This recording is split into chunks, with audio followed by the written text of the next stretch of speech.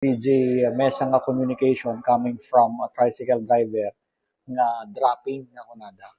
So as a new legislator namin dito, dinamag ko tayo no adda ka di pagalagadan with respect ka data dropping of tricycle franchise.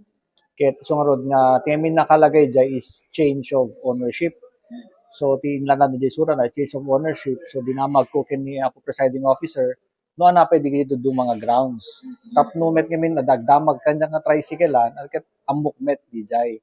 So binsa-binsamit ni Apo Sir Vice Mayor no na digijay ket dinamag ko no adda ka di kasjay nga legal basis tayo when ordinansa with respect kadigijay grounds for dropping. So tikunana awan pay. So I deem proper tatay nga since awan pay i-refer tay ka di data a DJ proper committee which is Committee on Transportation yung pending ka data aprobaran tay latan DJ surat dete mesa nga tricycle driver nga may drop di ko na.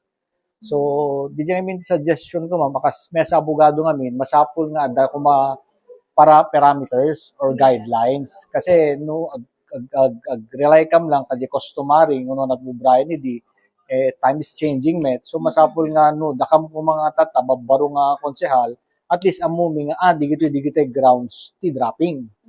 So hanggang mayaw awan. So di med lang iti puntos ko. Ngem te napagnunumwan sige mang draft kay nga rod ti kastang ordinansa ta kuentay pela detoy. For the meantime detoy surat detoy mesa nga tricycle driver nga may drop akit aprobaran tayo. So di ma'am iti nagnunumwan tatay.